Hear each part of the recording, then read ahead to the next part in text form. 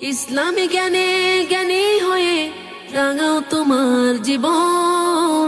PHP সত্যের সন্ধানে মঞ্চে করো প্রতিভার বীজ বপন। ওহির আদেশ মেনে জ্ঞানের আহরণে পিএইচপি সত্যের সন্ধানে। ওহির আদেশ মেনে জ্ঞানের আহরণে পিএইচপি সত্যের সন্ধানে। আসসালামু আলাইকুম ওয়া রাহমাতুল্লাহি ওয়া বারাকাতুহু। নাহমাদুহু ওয়া নুসাল্লি ওয়া নুসাল্লিমু আলা রাসূলিহিল কারীম। আম্মা বাদ। কাছের দূরের দেশ কিংবা প্রবাসের যারা যেখান থেকে আমাদেরকে দেখছেন সবাইকে স্বাগত জানাচ্ছি পিএইচপি ফ্যামিলি নিবেদিত পিএইচপি সত্যের সন্ধানে ইসলামিক জ্ঞান প্রতিযোগিতা 2025-এর আজকের এই পর্ব থেকে। আমাদের সাথে টাইটেল স্পন্সর হিসেবে আছে PHP family powered by Gentle Park. দর্শক, আমরা আজকে হাজির হয়েছি সেমিফাইনালের চূড়ান্ত পর্বে, অর্থাৎ আজকের পর্ব থেকে 3 জন প্রতিযোগী বাদ যাবেন আর 3 জন প্রতিযোগী চলে যাবেন আমাদের সাথে গ্র্যান্ড ফাইনালে। গ্র্যান্ড ফাইনালে কোন 3 জন প্রতিযোগী আমাদের সাথে থাকছেন সেটি জানবো। তবে আসুন আমরা আগে পরিচিত হয়ে নেই আমাদের আজকের এই 6 জন প্রতিযোগীর সাথে। আসসালামু আলাইকুম ওয়া রাহমাতুল্লাহ। ওয়া আলাইকুম আসসালাম ওয়া রাহমাতুল্লাহি ওয়া বারাকাতুহু। কেমন আছেন সবাই? আলহামদুলিল্লাহ। আশা করছি আপনারা ভালোভাবে প্রস্তুত হয়ে এসেছেন। গত পর্বে আমরা দেখেছি আপনারা প্রত্যেকে খুব হাড্ডাহাড্ডি লড়াই করেছেন, কেউ কাউকে ছাড় দিতে রাজি না, প্রত্যেকে খুব কাছাকাছি নাম্বার পেয়েছেন। এই পর্বে কি হয় আল্লাহ পাকই ভালো জানে। দর্শক, আমি শুরু করছি আমাদের আজকের এই পর্ব। আজকের এই পর্বে 3টি সেগমেন্ট থাকছে, জ্ঞানের জ্যোতি, মদিনার সুর এবং বেল বাটন সেগমেন্ট। শুরু করছি জ্ঞানের জ্যোতি সেগমেন্ট। পিএইচপি সত্যের সন্ধানে। আশা করছি আপনারা সবাই ভালো প্রস্তুত হয়ে এসেছেন এবং সঠিক উত্তরটি দেওয়ার জন্য সবাই প্রস্তুত আছেন। আমি ডান দিক থেকে প্রশ্ন করা শুরু করছি। আপনার জন্য প্রশ্ন হচ্ছে, দুনিয়াতে যাদের ভিতর আল্লাহর ভয় থাকে না তাদের সাথে কিয়ামতে কিরূপ আচরণ করা হবে? আল্লাহ সুবহানাহু ওয়া তাআলা একজন মানুষের মধ্যে ভয় এবং আনন্দ একসাথে দেন না। যারা দুনিয়াতে আল্লাহ সুবহানাহু ওয়া তাআলা আল্লাহ তাআলাকে ভয় করে তাদেরকে আখিরাতে আল্লাহ তাআলা শান্তিতে রাখবে না। আর যে সকল ব্যক্তিরা আল্লাহকে দুনিয়াতে ভয় করে না, আল্লাহ সুবহানাহু ওয়া তাআলা তাদেরকে কাল কিয়ামতের ময়দানে কঠিন শাস্তি দেবেন এবং তাদেরকে ভয়ের মধ্যে রাখবেন যাতে তারা ভয় পায়। এমন কিছু করবেন যাতে তারা আল্লাহ সুবহানাহু ওয়া তাআলাকে ভয় পায়। আল্লাহ পাক একই সাথে বান্দাকে 2টি জিনিস দেয় না। যারা দুনিয়াতে আল্লাহকে ভয় পায়, আল্লাহ পাক দুনিয়াতে তাদেরকে দুনিয়ার কোনো চিন্তাগ্রস্ত করেন না, দুনিয়ার কোনো ভয় আল্লাহ পাক তাদেরকে দেন না। আর যারা দুনিয়াতে আল্লাহকে ভয় পায় না, আল্লাহ সুবহানাহু ওয়া তাআলা দুনিয়াতে তাদের অন্তরের মধ্যে দুনিয়ার ভয় দিয়ে দেয়। এবং আল্লাহ সুবহানাহু ওয়া তাআলা যাকে ভয় পায় কিয়ামতের ময়দানে তারা শান্তিতে থাকবে, আর যারা আল্লাহকে ভয় পায় না কিয়ামতের ময়দানে তারা ভীতিগ্রস্ত অবস্থায় থাকবে, আতঙ্কিত অবস্থায় থাকবে। আপনার উত্তরটি সঠিক হয়েছে, আলহামদুলিল্লাহ। আপনার জন্য দ্বিতীয় প্রশ্ন, যে ব্যক্তি সর্বদা দুনিয়ার চিন্তায় মগ্ন থাকবে, দিনই চিন্তা ভাবনা করবে না, তার অবস্থা কি হবে? আল্লাহ তাআলা তার সকল কাজকে কঠিন করে দিবেন এবং তার সবসময় অভাব অনটন লেগে থাকবে এবং তার যতটুকু বরাদ্দ ছিল, তার তাকদীর যতটুকু বরাদ্দ ছিল সে ততটুকুই পাবেন। তার জন্য সমস্ত কাজ কঠিন হয়ে যাবে, অভাব অনটন সবসময় লেগে থাকবে, দুনিয়ার মধ্যে ততটুকু সে অর্জন করতে পারবে যতটুকু তার তাকদীরের মধ্যে লেখা ছিল। আপনার উত্তরটি সঠিক হয়েছে, আলহামদুলিল্লাহ। চলে যাচ্ছি আমাদের পরবর্তী প্রতিযোগীর কাছে। আপনার জন্য প্রশ্ন হচ্ছে, যে ব্যক্তি সর্বদা আখিরাতের চিন্তা ভাবনা করবে তার অবস্থা কি হবে? যে সর্বদা আখিরাতের চিন্তা ফিকির করবে, আল্লাহ তাআলা তার জন্য দুনিয়াকে সহজ করে, দুনিয়ার সব কিছু আল্লাহ তাআলা তার জন্য সহজ করে দিবেন, দুনিয়া এমনি তার কাছে চলে আসবে। জি, আপনার এই উত্তরটিও সঠিক হয়েছে, আলহামদুলিল্লাহ। দর্শক, আমাদের 2 জন প্রতিযোগী যে উত্তরটি দিয়েছে, মূলত এই উত্তরটি একটি হাদিসের অংশ। নবীজি সাল্লাল্লাহু আলাইহি ওয়াসাল্লাম ইরশাদ করেছেন, যে ব্যক্তি দিন শুরু করেছে দুনিয়ার ভয় নিয়ে, আল্লাহ পাক তার জন্য দুনিয়াকে কঠিন বানিয়ে দিবেন। আল্লাহ সুবহানাহু ওয়া তাআলা তাকে ততটুকু দিবেন তার তকদিরে যেটা ছিল, এবং আল্লাহ পাক তার 2 চোখের মাঝখানে গরিবই লিখে দিবেন, অর্থাৎ সে অভাবী হয়ে যাবে। অভাবী অর্থ এই নয় আমরা যদি মনে করি যে দুনিয়ার টাকা পয়সা বাড়ি গাড়ির থেকে সে বঞ্চিত হবে, তা নয়, বরং আল্লাহ সুবহানাহু ওয়া তাআলা তাকে যেটাই দান করবেন না কেন সে সেটাতে সন্তুষ্ট থাকবে না, বরং তার এই চাহিদা, এই লোভ আরও বাড়তেই থাকবে, যার কারণে সে একজন অভাবী ব্যক্তির মতো সবসময় হাই হুতাশ করতে থাকবে। আর যে ব্যক্তি দিন শুরু করেছে আল্লাহ সুবহানাহু ওয়া তাআলাকে ভয় করার মাধ্যমে। আল্লাহ পাক দুনিয়ার ভয় তার অন্তর থেকে উঠিয়ে দেবেন এবং তার অন্তরের মধ্যে আল্লাহ সুবহানাহু ওয়া তাআলা ধন দান করবেন, অর্থাৎ সেই হৃদয়ে ধনবান হয়ে যাবে। সে যতটুকু পাবে এটার মধ্যে সে সন্তুষ্ট থাকবে এবং দুনিয়ার সমস্ত কাজ তার জন্য সহজ হয়ে যাবে, অর্থাৎ আল্লাহ সুবহানাহু ওয়া তাআলার উপরে তার দিনকে সে ন্যস্ত করে দিবে। আল্লাহ পাক যেমন মর্জি করেছেন সে সেভাবেই চলবে, তার দুনিয়ার প্রতি কোনো টান থাকবে না, আগ্রহ থাকবে না। অথচ অপরদিকে দুনিয়া তার কদমে এসে লুটিয়ে পড়বে। এটি আসলে বাস্তব, নবীজি সাল্লাল্লাহু আলাইহি ওয়াসাল্লামের হাদিস সত্য। আমরা যদি দুনিয়া দুনিয়া করি আমরা দুনিয়া পাবো না, যতটুকু আমাদের তকদির আছে আমরা ততটুকুই পাবো। আর যদি আমরা দুনিয়ার ফিকির ছেড়ে দিয়ে আল্লাহ সুবহানাহু ওয়া তাআলাকে সন্তুষ্ট করার চেষ্টা করি, এই দুনিয়া আমার হবে, আখিরাত আমাদের হবে ইনশাআল্লাহ তাআলা আযza ওয়া জাল। আমি চলে যাচ্ছি আপনার জন্য দ্বিতীয় প্রশ্নে। প্রশ্নটি হচ্ছে, জোহদ কাকে বলা হয়? জুহুদ বলা হয় দুনিয়ার মায়া, দুনিয়ার বিষয় বিষয় বিষয় যা আছে তা ত্যাগ করে একনিষ্ঠভাবে আল্লাহর জন্য কিছু একনিষ্ঠভাবে আল্লাহর ইবাদত করাকে, একনিষ্ঠভাবে আল্লাহর ইবাদত করাকে, পাশাপাশি দুনিয়ার যে সমস্ত বিষয় আছে এগুলো বাদ দিয়ে সমস্ত কিছু থেকে নিজেকে অমুখাপেক্ষী হয়ে সম্পূর্ণ আল্লাহর দিকে মনোনিবেশ করে, সেটি হচ্ছে জুহুদ। আর যারা জুহুদ করে তাদেরকে কি বলা হয়? আর যারা জুহুদ করে তাদেরকে জাহেদ বলা হয়। যারা জুহুদ করে তাদেরকে জাহেদ বলা হয়। আপনার উত্তরটি সঠিক হয়েছে, আলহামদুলিল্লাহ। চলে যাচ্ছি পরবর্তী প্রতিযোগীর কাছে। আপনার জন্য প্রথম প্রশ্ন, আল্লাহর ভয় রাখার সর্বোচ্চ স্তর কি? প্রশ্নটি আবার আল্লাহকে ভয় করার সর্বোচ্চ স্তর কি? আল্লাহকে ভয় করার সর্বোচ্চ স্তর হচ্ছে তাকওয়া। তাকওয়া, সেটি কিভাবে? তাকওয়া তো অবশ্যই, তাকওয়া আল্লাহর ভয়ের নামই হচ্ছে তাকওয়া। সেই তাকওয়ার সর্বোচ্চ স্তর কি? তাকওয়ার সর্বোচ্চ স্তর হচ্ছে আল্লাহকে এমনভাবে ভয় করবে যে যে আল্লাহ আমাকে দেখতেছেন, আমি আল্লাহকে দেখতেছি। আল্লাহ আমাকে দেখছেন, আমি আল্লাহকে দেখছি। হাদিস শরীফে এসেছে, তুমি এমনভাবে একনিষ্ঠভাবে ইবাদত করো যেন তুমি আল্লাহকে দেখছো। আর যদি তুমি আল্লাহকে দেখতে না পাও তাহলে জেনে রাখো আল্লাহ তোমাকে দেখছেন। আর সেটিকে কি বলা হয়? এটাকে উত্তম তাকওয়া বলে, এরকম সেটাকে ইহসান বলা হয়। ইহসান বলি। আপনি সঠিক উত্তরটি বলেছেন, তবে সঠিক শব্দটি আপনি ব্যবহার করতে পারেননি। সেটিকে বলা হয় ইহসান। আর ইহসান হচ্ছে আল্লাহকে ভয় করার সর্বোচ্চ স্তর। আপনি ইহসান শব্দটি যদি বলতে পারতেন 5 নম্বর পরিপূর্ণ দেওয়া হতো, আপনাকে 4 নম্বর দেওয়া হচ্ছে। আপনার জন্য দ্বিতীয় প্রশ্ন, যে ব্যক্তি দুনিয়ায় আরাম আয়েশের জিন্দেগি অতিবাহিত করে এবং আশা করে শয়তানের শয়তানি থেকে সে বেঁচে থাকতে পারবে, এমন ব্যক্তি সম্পর্কে ইমাম গাজ্জালী রহমাতুল্লাহি আলাইহি কি বলেছেন? এমন ব্যক্তি সম্পর্কে ইমাম গাজ্জালী বলেছেন, যে ব্যক্তি দুনিয়াবি এই মায়ার আসক্ত থাকে এবং কিয়ামতে এই জান্নাতের আশা করে, সে ব্যক্তির বিষয়টা এরকম হচ্ছে যে তুমি মধুর মধ্যে ভেজাল মিশিয়ে রাখো, কিন্তু এই মধু এই মৌমাছি মধুর কাছে আসবে সেটা আশা করো। মধুর মধ্যে ভেজাল মিশিয়ে মৌমাছি মধুর কাছে আসবে সেটা আশা করো। মধুর মধ্যে ভেজাল রাখিয়ে নয়, বরং কেউ যদি মধুর বাজার বসিয়ে মধুর বাজার বসে এটা আশা করে যে সেখানে মৌমাছি আসবে না, যেমনটা অসম্ভব, ঠিক একইভাবে দুনিয়ার আরাম আয়েশে জিন্দেগি অতিবাহিত করে শয়তানের ধোঁকা থেকে বেঁচে থাকতে পারবে, সেটিও আশা করা একই রকম বোকামি। আপনি এটাও খুব কাছাকাছি বলেছেন, কিন্তু আপনি গুলিয়ে ফেলছেন কেন? আসলে কি হয়েছে বলেন তো? নার্ভাস ফিল আমি, কিন্তু উত্তর আমি সঠিক, উত্তর আপনার সঠিক জানা আছে, সেটা আপনার উত্তরই বোঝা যাচ্ছে, কিন্তু আপনি সঠিকভাবে বলতে পারছেন না কেন? কারণ আমাদের টিভি সেটের সামনে যারা বসে আছেন তারা তো পরিপূর্ণভাবে আপনার উত্তরটি বুঝতে পারছেন আপনি আসলে কি বোঝাতে চাচ্ছেন। মুখের জড়তার জন্য মুখে জড়তার জন্য আসছে না। উত্তরটি হচ্ছে, কেউ মধুর বাজার বসিয়েছে কিন্তু এটা আশা করলো যে এখানে মৌমাছি আসবে না। এটা যেমন অসম্ভব, কেউ দুনিয়ার আরামায়েশে লিপ্ত আর আশা করছে সে শয়তানের ওয়াসওয়াসা থেকে বেঁচে থাকবে, শয়তানের ধোঁকা থেকে বেঁচে থাকবে, এটাও সেরকম অসম্ভব। আপনার এই উত্তরটি সঠিক হয়েছে, আলহামদুলিল্লাহ।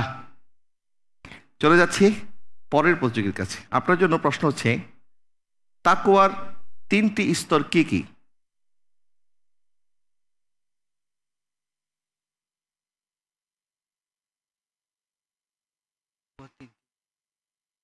অল্প সময় বলতে হবে। দুঃখিত, আর সময় দেওয়া যাচ্ছে না। তাকওয়ার 3টি স্তরের প্রাথমিক স্তর হচ্ছে হারাম বর্জন করা, মাঝারি স্তর হচ্ছে সন্দেহযুক্ত জিনিস এড়িয়ে চলা, এবং উচ্চ স্তর হচ্ছে দুনিয়ার প্রতি অনাসক্ত থাকা। আপনার জন্য দ্বিতীয় প্রশ্ন, তাওয়াক্কুলকারীর নিদর্শন বা আলামত কয়টি এবং কি কি?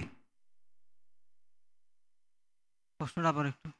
তাওয়াক্কুলকারীর নিদর্শন বা আলামত কয়টি ও কি কি?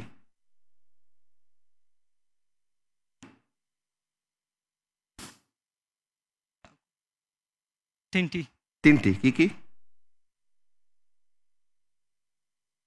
অর্থাৎ তাওয়াক্কুলকারী, অর্থাৎ ওনার কাছে যা আসবে উনি কেউ যদি ওনাকে কিছু দেয় তাহলে সেটা নিয়ে সন্তুষ্ট থাকবে। আর যদি উনি সবসময় আল্লাহর উপর তাওয়াক্কুল থাকবে এবং দুনিয়ার বিপরীত থাকবে। জি। আর 3 নম্বর হচ্ছে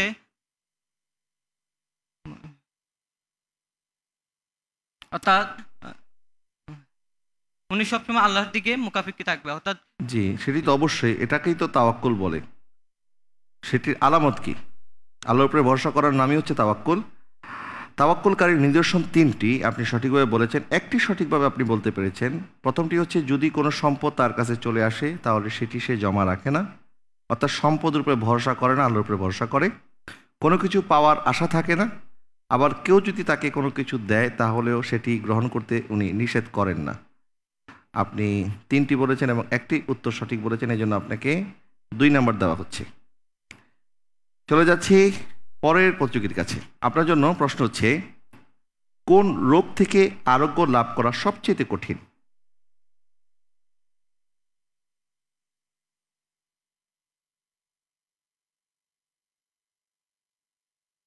দ্রুত বলতে হবে। কোন রোগ থেকে আরোগ্য লাভ করা সবচেয়ে কঠিন?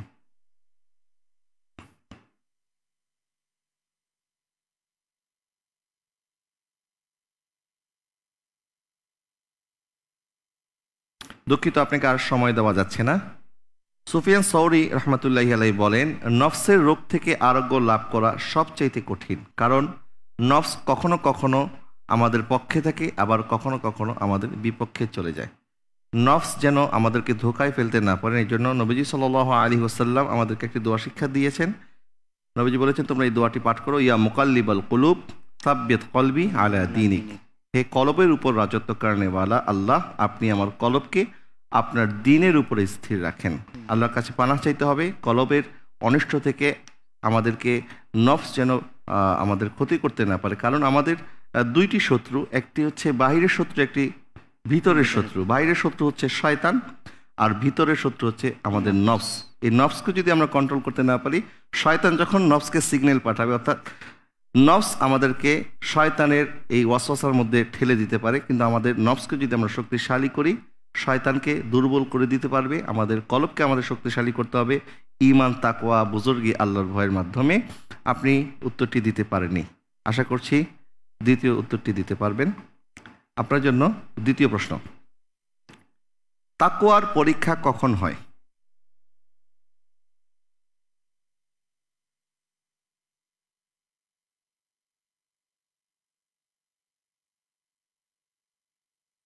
আপনি দ্বিতীয় উত্তরটিও দিতে পারছেন না।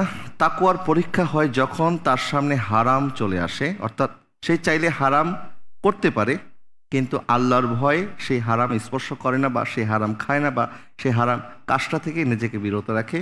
কারণ সে মানুষকে দেখানোর জন্য নয়, বরং কেবলমাত্র আল্লাহকে ভয় করেই সে হারাম থেকে নিজেকে বাঁচিয়ে রাখার চেষ্টা করে। তখনই মূলত তাকওয়ার পরীক্ষাটা হয়। আপনি দ্বিতীয় উত্তরটি বলতে পারেননি। চলে যাচ্ছি পরের প্রতিযোগীর কাছে। আপনার জন্য প্রশ্ন হচ্ছে, যে ব্যক্তি আল্লাহর দরবারে দাঁড়াতে ভয় পায় তার জন্য উপহার স্বরূপ কি রয়েছে?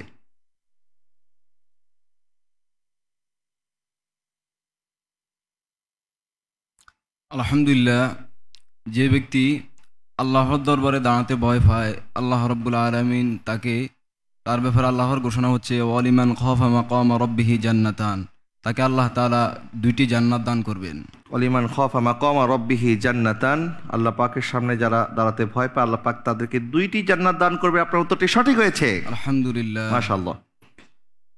আপনার জন্য দ্বিতীয় প্রশ্ন, কিয়ামতের ময়দানে আল্লাহ সুবহানাহু ওয়া তাআলা বান্দাকে কয়টি প্রশ্ন করবেন এবং কি প্রশ্ন করবেন? কিয়ামতের ময়দানে সকল বিষয়ে প্রশ্ন করা হবে, এমনকি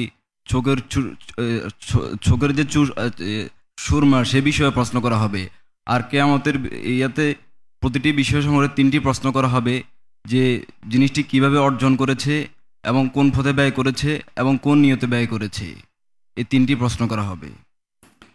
নবীজি সাল্লাল্লাহু আলাইহি ওয়াসাল্লাম ইরশাদ করেছেন, কিয়ামতের ময়দানে আল্লাহ সুবহানাহু ওয়া তাআলা তার বান্দার কাছ থেকে 5টি প্রশ্নের উত্তর জানতে চাইবেন। 1 নম্বর, সে তার হায়াতকে কিসের মধ্যে ব্যয় করেছে, তার যৌবনকে কোথায় কাটিয়েছে, সে কিভাবে সম্পদ উপার্জন করেছে এবং কোথায় ব্যয় করেছে, এবং সে যা জেনেছে সেই মতে আমল করেছে কিনা। আপনি 3টি কথা বলেছেন এবং 3টিও সঠিকভাবে আপনি বলতে পারেননি। এটা পড়েছিলাম এটা। জি, আপনি কাছাকাছি বলার কারণে আপনাকে অর্ধেক নাম্বার দেওয়া হচ্ছে। আলহামদুলিল্লাহ। দর্শক, আর এই সাথে শেষ করলাম আমাদের প্রথম সেগমেন্ট, জ্ঞানের জ্যোতি সেগমেন্ট। আশা করছি যারা এই সেগমেন্টে একটু খারাপ করেছেন, অর্থাৎ জবাব দিতে পারেনি, আপনাদের কাছে এখনও 2টি সেগমেন্ট বাকি আছে। এই 2টি সেগমেন্টে আপনারা আপনাদের যেই নাম্বারগুলি আপনারা অর্জন করতে পারেননি সেটি পুষিয়ে নেওয়ার চেষ্টা করবেন ইনশাআল্লাহ। আমি শুরু করছি আমাদের এই সেগমেন্টের নাম হচ্ছে মদিনার সুর সেগমেন্ট। পিএইচপি সত্যের সন্ধানে। মদিনার সুর সেগমেন্টে আমাকে সাহায্য করার জন্য মঞ্চে আমন্ত্রণ জানাচ্ছি বিশিষ্ট নাতখা মোহাম্মদ শহীদুল ইসলামকে। পিএইচপি সত্যের সন্ধানে। আসসালামু আলাইকুম ওয়া রাহমাতুল্লাহি ওয়া বারাকাতুহু। ওয়া আলাইকুম আসসালাম ওয়া রাহমাতুল্লাহ। কেমন আছেন? আলহামদুলিল্লাহ, আপনি কেমন আছেন? আলহামদুলিল্লাহ ভালো আছি। আমি মদিনার সুর সেগমেন্টের নিয়মটি বলে দিচ্ছি। আমি প্রথম লাইনটি বলবো, দ্বিতীয় লাইন আপনাদেরকে বলতে হবে, ঠিক আছে? শুরু করছি মদিনার সুর সেগমেন্টের প্রথম প্রশ্ন আপনার জন্য। বিশ্ব মালিক যিনি আল্লাহ মহান, দ্বিতীয় লাইন কি? সৃষ্টিতারই সবই নিখিল জাহান। সৃষ্টিতারই সবই নিখিল জাহান। বিশ্ব মালিক যিনি আল্লাহ মহান,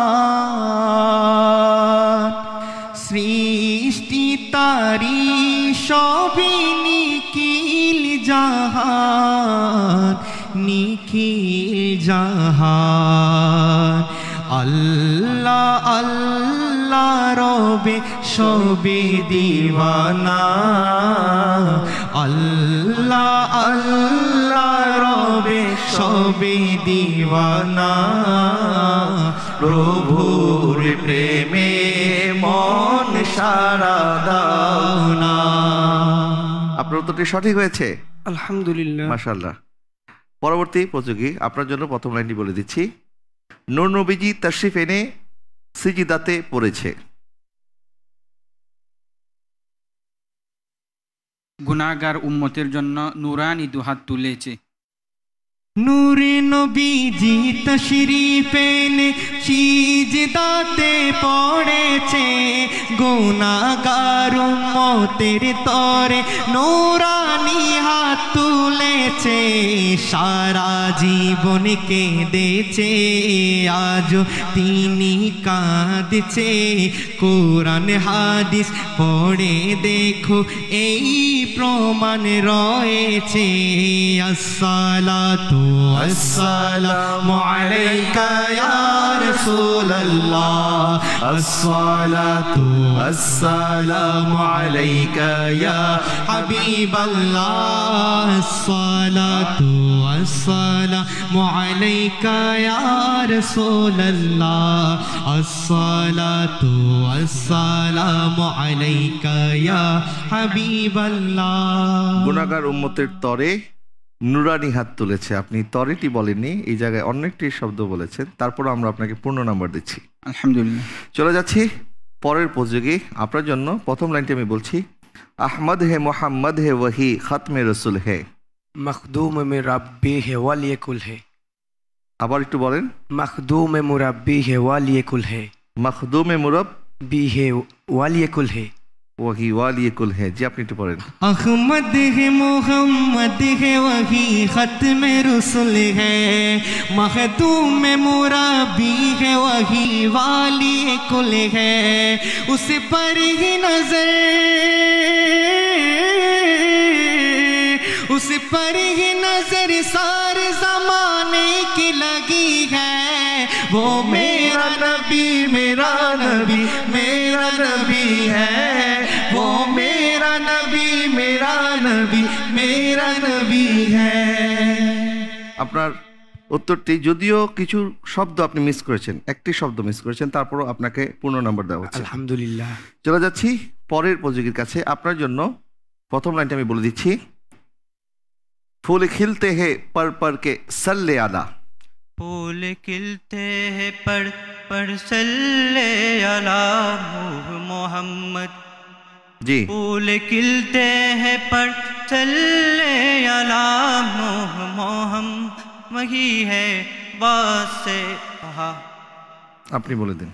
फूल खिलते हैं पड़े पड़े के सल्ले अला, फूल खिलते हैं पड़े पड़े के सल्ले अला, झूम करके गे रही है ये बागे सबा, ऐसी खुशबू चमन के गुलों में कहाँ, ऐसी खुशबू चमन के गुलों में कहाँ, जो नबी के पसीने में मौजूद है। हमने आँखों से देखा नहीं है मगर, हमने आँखों से देखा नहीं है मगर, उनकी तस्वीर सीने में मौजूद है। जिसने लाकर कलामे इलाही दिया, जिसने लाकर कलामे इलाही दिया, वो मोहम्मद मदीने में मौजूद है। ঝুমে কর কহ রহি হে ইয়ে বাদে সাবা। আপনি উত্তরটি দিতে পারেননি। চলে যাচ্ছি পরের প্রতিযোগীর কাছে। আপনার জন্য যে কিছু কোনটা বলেছেন আপনি বলেন, আমি তো শুনতে পাইনি। উনি কি বলেছেন কিছু? আপনি প্রথম দুইটি শব্দ বলতে পারলেও বুঝতে পারতাম যে আপনি ধরতে পেরেছেন, কিন্তু এটি বুঝতে পারছিলাম যে আপনি মানে হয়তো সুরটা বুঝেছেন বা নাটটা পারেন, কিন্তু শব্দগুলি আপনি খুঁজে পাচ্ছিলেন না হয়তোবা। চলে যাচ্ছি পরের প্রতিযোগীর কাছে। রসুল নামে রশি ধরে যেতে হবে খোদার ঘরে।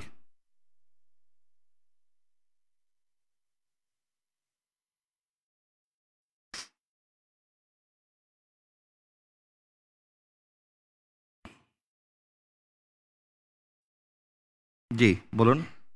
নদীর তীরে যে পেয়েছে ভাই। জি, নদীর তীরে যে পেয়েছে ভাই। নদীর তীরে যে পেয়েছে ভাই। তারপর নদীর তীরে যে পেয়েছে ভাই।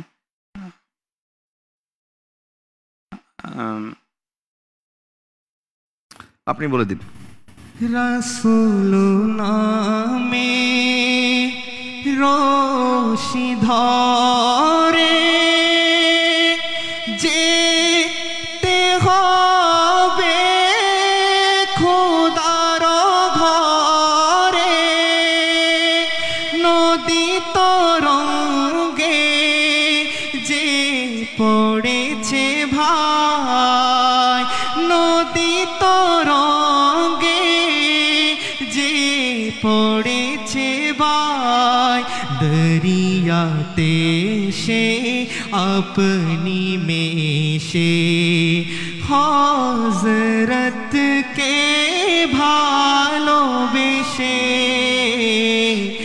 আল্লাহকে যে পাইতে চায়, হযরত কে ভালোবেসে,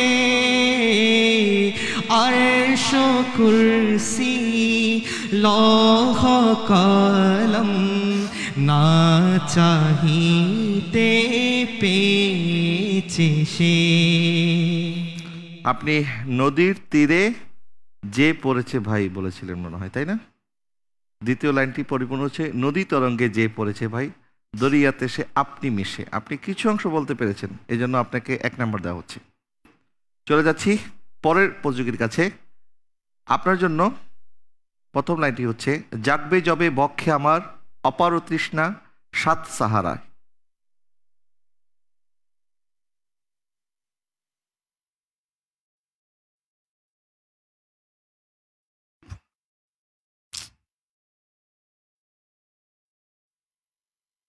পারছেন না? মানে 7 সাগরের পানি পান করা নবীজি। হয়নি, সঠিক উত্তরটি আপনি একটু বলবেন। জাগবে যবে বক্ষে আমার অপারে তৃষ্ণা সত্যে সাহারা, জানি ধরিবে তোলে কণ্ঠে আমার কাউসারের পিয়ালা, নবী কমলিওয়ালা, দুঃখের দিনের দরদি মোর নবী কমলিওয়ালা, নবী কমলিওয়ালা। উত্তরটি হয়নি। কি আপনি সঠিক উত্তরটি বলতে পারেননি, এই জন্য কোনো নাম্বার পাচ্ছেন না। শাহির মোহাম্মদ শহীদুল ইসলাম, আপনাকে অনেক অনেক ধন্যবাদ আমাদেরকে সময় দেওয়ার জন্য। আসসালামু আলাইকুম ওয়া রাহমাতুল্লাহি ওয়া বারাকাতুহু। ওয়ালাইকুম আসসালাম। পিএইচপি সত্যের সন্ধানে মঞ্চে করো প্রতিভার বীজ বপন। আমরা দুইটি সেগমেন্ট শেষ করে ফেলেছি। আমাদের এই প্রতিযোগীরা টোটাল 6টি সেগমেন্টে অংশগ্রহণ করছে। তারা 3টি সেগমেন্টে পূর্বের পর্বে অংশগ্রহণ করেছিল, আজকে ইতিমধ্যে 2টি সেগমেন্টে অংশগ্রহণ করেছে, আরও একটি সেগমেন্ট বাকি আছে। এই টোটাল 2 পর্বের 6 সেগমেন্টের প্রাপ্ত ফলাফলের উপরে ভিত্তি করে 3 জন চলে যাচ্ছেন আমাদের সাথে গ্র্যান্ড ফাইনালতে। এটি নির্ধারণ করবে হয়তোবা বেল বাটনের উপরে। আমরা দেখি বেল বাটনে কারা কেমন পারফর্ম করেন। আশা করছি আপনারা সবাই প্রস্তুত আছেন। শুরু করছি বেল বাটন সেগমেন্ট। পিএইচপি সত্যের সন্ধানে। বেল বাটন সেগমেন্টের নিয়ম আমি বলে দিচ্ছি আপনাদেরকে। এই সেগমেন্টে আমি 6টি প্রশ্ন করব, মনোযোগের সাথে শুনতে হবে। এই 6টি প্রশ্ন যখন আমি করা শুরু করব, আমি যখন প্রশ্ন করা শুরু করব, আমি প্রশ্ন শেষ করার আগে কেউ যদি বাটনে প্রেস করে ফেলেন তাহলে আমি আর প্রশ্নটি সম্পূর্ণ বলবো না। আপনাদেরকে আগে প্রশ্নটি বলতে হবে, তারপরে আপনারা উত্তরটি বলবেন। এক্ষেত্রে উত্তর ভুল হলে আপনার 5 নাম্বার মাইনাস হবে, উত্তর সঠিক হলে আপনি পেয়ে যাবেন 5 নাম্বার। এবং আমাদের এখানে যে প্রশ্নটি করা আছে, যদি প্রশ্নটি শেষ হওয়ার আগেই আপনি প্রেস করেন তাহলে প্রশ্ন করার ক্ষেত্রেও যদি আপনি ভুল করেন সেক্ষেত্রে আপনার উত্তর সঠিক হলেও আপনার নাম্বার মাইনাস হবে, যেহেতু প্রশ্নটি আপনি বুঝতেই পারেননি। সেই জন্য আপনারা এই বিষয়টা খেয়াল রাখবেন। আপনার জন্য প্রথম প্রশ্ন, হযরত ওসমান রাদিয়াল্লাহু তাআলা আনহু রাসূল সাল্লাল্লাহু আলাইহি ওয়াসাল্লামের কত বছরের ছোট ছিলেন? জি, আপনি বলেন। হযরত ওসমান রাদিয়াল্লাহু তাআলা আনহু রাসূলুল্লাহ সাল্লাল্লাহু আলাইহি ওয়াসাল্লামের 6 বছরের ছোট ছিলেন। 6 বছরের ছোট ছিলেন, আপনার উত্তরটি সঠিক হয়েছে, আলহামদুলিল্লাহ। জি। দ্বিতীয় প্রশ্ন শুরু করছি। হযরত ওমর রাদিয়াল্লাহু তাআলা আনহু শাহাদাতের সময় মিশরের গভর্নর হিসাবে, জি আপনি প্রশ্নটি বলবেন তারপর উত্তর বলবেন। আলহামদুলিল্লাহ, প্রশ্নটি হচ্ছে হযরত ওমর রাদিয়াল্লাহু তাআলা আনহুর শাহাদাতের সময় মিশরের গভর্নর কে ছিলেন, বা মিশরের গভর্নর হিসেবে তিনি কাকে নিযুক্ত করেছিলেন? জি, উত্তর হচ্ছে হযরত আমর ইবনুল আস রাদিয়াল্লাহু তাআলা আনহুকে। হযরত আমর বিন আস রাদিয়াল্লাহু তাআলা আনহুকে। আপনার প্রশ্নটিও সঠিক, উত্তরটিও সঠিক, আলহামদুলিল্লাহ। তৃতীয় প্রশ্নটি আমি বলবো, হযরত ওসমান রাদিয়াল্লাহু তাআলা আনহু কুরাইশ বংশের কোন গোত্রে জন্মগ্রহণ করেন? ডান পাশের একদম সর্বশেষ, যিনি আপনি সর্বশেষ ব্যক্তি। জি, হযরত ওসমান রাদিয়াল্লাহু তাআলা আনহু কুরাইশ বংশের উমাইয়া গোত্রে জন্মগ্রহণ করেন। কুরাইশ বংশের উমাইয়া গোত্রে জন্মগ্রহণ করেন। আপনার উত্তরটি সঠিক হয়েছে, আলহামদুলিল্লাহ। চতুর্থ প্রশ্ন, সবাই প্রস্তুত? খুশু কি? আপনি বলেন। খুশু হচ্ছে অন্তরের এমন এক অবস্থা যা নবুয়তের চোখ ছাড়া অন্য চোখ দিয়ে দেখা যায় না। যা নবুয়তের দৃষ্টি ছাড়া অন্য দৃষ্টি দ্বারা দেখা যায় না। সেটি নবুয়তের দৃষ্টি ছাড়া অন্য দৃষ্টি দিয়ে দেখা সম্ভব না। কিন্তু খুশু বলতে আসলে আমরা কি বুঝি? এটা অন্তরের এক অবস্থা। অন্তর অবস্থা। অবস্থাটা আসলে কি পর্যায়ের অবস্থা? অন্তরের কোন অবস্থা? অন্তর একটি অবস্থা, সেটি ঠিক আছে, কিন্তু অন্তরের কোন অবস্থা? অন্তরের এমন ভালো অবস্থা যেটা নবুয়তের দৃষ্টি ছাড়া অন্য দৃষ্টি দিয়ে দেখা যায় না। খুশু হচ্ছে অন্তরের ভয় ও বিনয়ের একটি অবস্থার নাম। বিনয়ের অবস্থা বলতে হতো, অন্তরের ভয়ের অবস্থা বলতে হতো, যেটি আল্লাহকে ভয় পাওয়ার মাধ্যমে অন্তর একটি বিনয় তৈরি হয়, আল্লাহর প্রতি তার একটি ভালোবাসা তৈরি হয়, এবং যা নবুতের দৃষ্টি ছাড়া অন্য কোনো দৃষ্টিতে দেখা সম্ভব না। আপনি এতটুকু সঠিক বলেছেন, কিন্তু অবস্থার কথাও বলেছেন, অন্তর অবস্থা, কিন্তু এটা যে বিনয়ের অবস্থা, কারণ আমরা জানি অন্তর তো বিভিন্ন ধরনের অবস্থা হতে পারে।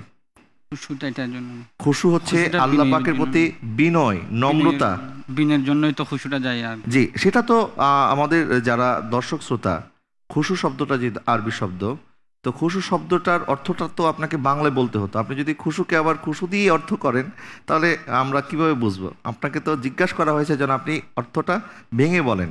আপনি অর্থটা ভেঙে বলেননি, আপনি উত্তরের শেষাংশ সঠিক বলেছেন, এই জন্য আপনাকে নাম্বার দেওয়া হচ্ছে না, আপনার নাম্বার কাটাও যাচ্ছে না। আপনি যদি পরিপূর্ণ অন্তরের ভয় এবং বিনয়ের অবস্থা সম্পর্কে বিস্তারিত বলতে পারতেন, আপনাকে পরিপূর্ণ 5টি নাম্বার দেওয়া হতো। চলে যাচ্ছি অর্ধেক নাম্বার। জি, অর্ধেক নাম্বার দিয়ে যায় না। আসলে বেল বাটন সেগমেন্টই তো এটি খুব সেন্সিটিভ একটি সেগমেন্ট, কারণ আপনি যদি আমি যদি এখন ধরে নিই যে আপনি উত্তর একদমই দেননি বা ভুল দিয়েছেন, সেক্ষেত্রে তো আপনার নাম্বার মাইনাস হয়ে যেত। আপনার নাম্বারটা আমরা মাইনাস করছি না, যেহেতু আপনি প্রশ্নটা ধরতে পেরেছেন, বুঝতে পেরেছেন, এবং প্রশ্নের উত্তরের একটি অংশ আপনি বলেছেন, কিন্তু মূল যেই কথাগুলি আমরা আপনার কাছ থেকে চেয়েছিলাম, অন্তরের বিনয়, আল্লাহর প্রতি তার যে নম্রতা, এই নম্র এবং বিনয়ের অবস্থাকেই খুশু বলা হয়, আপনি সেই উত্তরটা যদি অন্তত দিতে পারতেন, সেক্ষেত্রে আপনাকে পূর্ণ নাম্বার দেওয়া হতো। যাই হোক, আমি পরের প্রশ্নে চলে যাচ্ছি। পরের প্রশ্নটি হচ্ছে, রাসূল সাল্লাল্লাহু আলাইহি ওয়াসাল্লাম কোনো ফোঁড়া হলে তিনি তাতে, জি বাম পাশের শেষ জন আপনি বলেন, প্রশ্ন বলবেন আগে। রাসূলুল্লাহ সাল্লাল্লাহু আলাইহি সাল্লামের শরীরে কোনো ফোঁড়া হলে তখন তিনি তাতে কি লাগাতেন বা কি ব্যবহার করতেন? জি, উত্তর হচ্ছে রাসূলুল্লাহ সাল্লাল্লাহু আলাইহি সাল্লামের শরীরে যখন কোথাও যদি কোনো ফোঁড়া এরকম কিছু হতো, তখন তিনি মেহেদি লাগাতেন সেখানে। আপনার প্রশ্ন এবং উত্তর সঠিক হয়েছে, আলহামদুলিল্লাহ। সর্বশেষ প্রশ্ন, সবাই প্রস্তুত? আপনাদের জন্য সর্বশেষ প্রশ্ন হচ্ছে, রাসূল সাল্লাল্লাহু আলাইহি ওয়াসাল্লাম কোন ধরনের তোহফা আপনি প্রেস করেছেন বটে, বাট আমি কিন্তু পরিপূর্ণ প্রশ্নটি করতে পারিনি, এখান থেকে অনেক প্রশ্ন হওয়ার সম্ভাবনা আছে। রাসূল সাল্লাল্লাহু আলাইহি ওয়াসাল্লাম কোন ধরনের তোহফা বলেছি? সর্বশেষ প্রতিযোগী আপনি বলেন। রাসূলুল্লাহ সাল্লাল্লাহু আলাইহি ওয়াসাল্লাম কোন ধরনের তোহফা কখনো ফিরিয়ে দিতেন না? জি, উত্তর হচ্ছে হযরত আনাস বিন মালিক রাদিয়াল্লাহু তাআলা আনহুর সুগন্ধির তোহফা কখনো ফিরিয়ে দিতেন না। হযরত আনাস বিন মালিক রাদিয়াল্লাহু তাআলা আনহুর, আনাস বিন মালিক রাদিয়াল্লাহু তাআলা আনহু বর্ণনা করেন রাসূল সাল্লাল্লাহু আলাইহি ওয়াসাল্লাম কি ফিরিয়ে দিতেন না? ওনার সুগন্ধির তোহফা। আনাস বিন মালিক রাদিয়াল্লাহু তাআলা বর্ণনা করেন, তিনি বলেন রাসূল সাল্লাল্লাহু আলাইহি ওয়াসাল্লাম সুগন্ধি তোহফা যখন দেওয়া হতো, তখন তিনি সেটি কখনো ফিরিয়ে দিতেন না।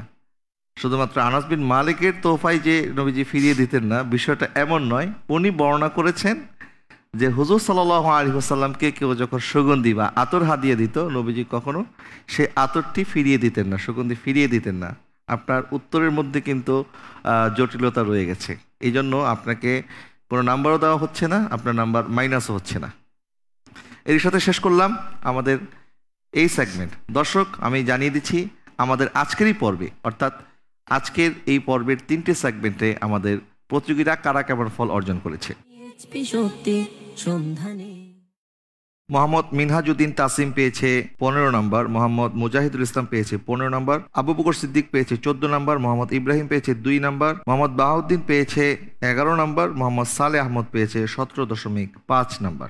আমি দেখতে পাচ্ছি আমাদের কয়েকজন প্রতিযোগী যারা গত পর্বে ভালো ফলাফল অর্জন করেও এই পর্বে খারাপ করার কারণে ওনারা একটু পিছিয়ে পড়েছেন, আবার অনেকে গত পর্বে খারাপ করেও এই পর্বে ভালো করে ওনারা আরও এগিয়ে গিয়েছেন। পাশাপাশি বেল বাটন সেগমেন্টটিও আমাদের প্রতিযোগীদেরকে সহায়তা করেছে। আমি ঘোষণা করছি প্রথম প্রতিযোগী হিসাবে আমাদের সাথে গ্র্যান্ড ফিনালে যিনি যাচ্ছেন তিনি হচ্ছেন মোহাম্মদ মিনহাজউদ্দিন তাসিম। আপনি পেয়েছেন 35 নম্বর। আলহামদুলিল্লাহ, মাশাআল্লাহ, আপনাকে মোবারকবাদ। কংগ্রেচুলেশন, আহলান ওয়া সাহলান। দ্বিতীয় প্রতিযোগী হিসাবে আমাদের সাথে যিনি যাচ্ছেন, মূলত তিনি বেল বাটনের সহায়তায় 10 নাম্বার ওনার স্কোরবোর্ডে জমা করে নাম্বার বাড়িয়েছেন। মোহাম্মদ সালে আহমদ পেয়েছেন 32.5 নাম্বার। আলহামদুলিল্লাহ। আপনিও যাচ্ছেন আমাদের সাথে পরবর্তী রাউন্ডে। আলহামদুলিল্লাহ। আমাদের সাথে তৃতীয় প্রতিযোগী হিসাবে যিনি যাচ্ছেন পরের পর্বে অর্থাৎ গ্র্যান্ড ফিনালেতে, তিনি হচ্ছেন আবু বকর সিদ্দিক, পেয়েছেন 28 নাম্বার। আলহামদুলিল্লাহ। মাত্র 1 নাম্বারের ব্যবধানে পিছিয়ে আছে মোহাম্মদ মুজাহিদুল ইসলাম, আপনি পেয়েছেন 27 নাম্বার।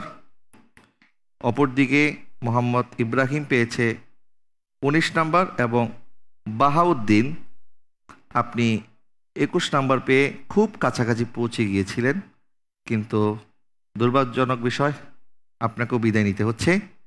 যারা 3 জন আমাদের কাছ থেকে বিদায় নিচ্ছেন, আল্লাহ পাকের দরবারে আমরা দোয়া করি আল্লাহ পাক আপনাদেরকে এতটুক এনেছেন এবং বাকিটুক পথ আপনাদের আরও সুন্দর হোক, আমরা সেই কামনা করি। আর যে 3 জন আমাদের সাথে যাচ্ছেন গ্র্যান্ড ফাইনালেতে, আপনাদের জন্য শুভকামনা এবং ভালোভাবে প্রস্তুত হয়ে আসবেন যেন গ্র্যান্ড ফিনালের বিজয়ের মুকুট আপনি অর্জন করতে পারেন। দর্শক, আর এর সাথে শেষ করব আমাদের আজকের পর্ব। তবে আজকের পর্বে আমি জানিয়ে দিচ্ছি আপনাদের জন্য আমাদের আজকের প্রশ্নটি হচ্ছে, আল্লাহ তাআলা কার প্রতি দয়া বা অনুগ্রহ করবেন না? উত্তরটি আপনারা দ্রুত আমাদের কাছে পাঠিয়ে দিতে পারেন। আমাদের পিএইচপি সত্যের সন্ধানের যে ফেসবুক পেজ আছে, সেই পেজে আজকের এই প্রোগ্রামটি লাইভ হয়েছে এবং সেই লাইভের কমেন্ট সেকশনে একটি লিঙ্ক আছে। এই লিঙ্কে প্রবেশ করে আপনারা আপনাদের উত্তরটি পাঠিয়ে দিতে পারেন। রাত 12টার মধ্যে যারা সঠিক উত্তরটি আমাদের কাছে পাঠাবেন, তাদের মধ্যে আমরা লটারি করে বিজয়ীর কাছে পাঠিয়ে দেব আমাদের পক্ষ থেকে ক্ষুদ্র একটি হাদিয়া। এবং আমি জানিয়ে দিচ্ছি, গতকালকে আপনাদের জন্য আমাদের যে প্রশ্নটি রয়েছিল সেটির উত্তর। প্রশ্ন ছিল, রাসূল সাল্লাল্লাহু আলাইহি ওয়াসাল্লাম কোন ব্যক্তির জন্য জান্নাতের জিম্মাদার হবেন? নবীজি সাল্লাল্লাহু আলাইহি ওয়াসাল্লাম ইরশাদ করেছেন, যে ব্যক্তি মুখ ও লজ্জাস্থানের হিফাজত করবে, নবীজি তার জান্নাতের জিম্মাদার হবেন। দর্শক, আর এর সাথে শেষ করছি পিএইচপি সত্যের সন্ধানে ইসলামিক জ্ঞান প্রতিযোগিতা 2025 পাওয়ার বাই জেন্টাল পার্ক আমাদের আজকের আয়োজন। আগামীকাল সর্বশেষ সেমিফাইনালে আমরা দেখব কোন 3 জন প্রতিযোগী আমাদের সাথে যাচ্ছেন পরবর্তী পর্বে অর্থাৎ গ্র্যান্ড ফিনালেতে। আমরা 3 জন বিজয়ী পেয়ে গেছি আজকের এই পর্ব থেকে, বাকি 3 জন সেমিফাইনাল বিজয়ী আমরা আগামীকাল পাবো। আপনারা সেই অনুষ্ঠানটি দেখবেন, সেই প্রত্যাশায় আজকের এই পর্ব থেকে বিদায় নিচ্ছি। আসসালামু আলাইকুম ওয়া রাহমাতুল্লাহি ওয়া বারাকাতুহু। আঁকড়ে ধরো ইসলামের শাখা প্রশাখা মনে প্রাণে, ওহিরা দেশ মেনে জ্ঞানের আহরণে পিএইচপি সত্যের সন্ধানে, ওহিরা দেশ মেনে জ্ঞানের আহরণে পিএইচপি সত্যের সন্ধানে।